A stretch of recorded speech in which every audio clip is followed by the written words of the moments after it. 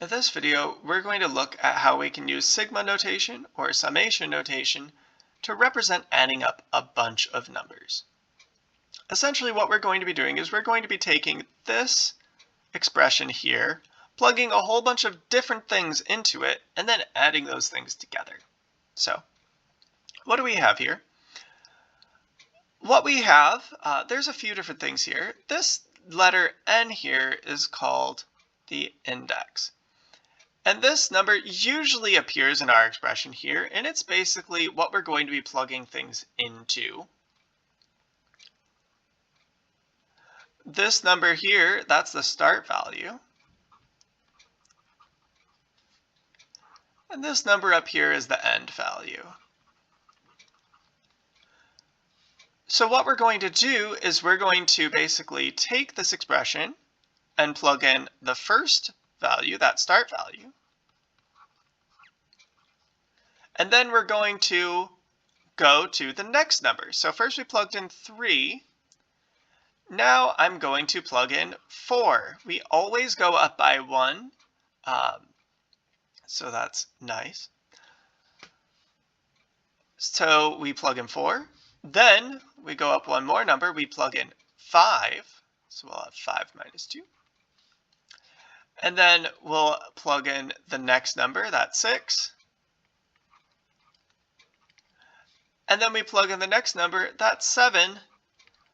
But 7 was our end value. So once we plug in 7, we're done. We stop adding things in. So that will get us a nice big thing, like a big sum of a bunch of numbers to add together. So let's see what those numbers are. Well, 3 minus 2 is 1. 4 minus 2 is 2. 5 minus 2 is 3. 6 minus 2 is 4. And 7 minus 2 is 5. So when I add these all up, I'm going to get 1, 3, 6, 10, 15. And that is going to be my answer there. So let's do another example. Here we're going to sum the expression n squared from n equals -1 to 5. And we'll do the same thing. I'm going to start by plugging in -1 for n. Then we'll plug in 0 for n. And then I'll plug in 1 for n. Then I'll plug in 2 for n. Then I'll plug in 3 for n. We keep going up by 1. Then I'll plug in 4 for n.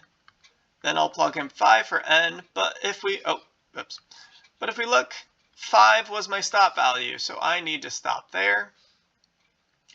And now we just add up all those numbers. So we'll have 1 plus 0 plus 1 plus 4 plus 9 plus 16 plus 25. If you add up all those numbers, you should get 56. So that's all there really is to summation notation. We'll do a couple more examples in the next video.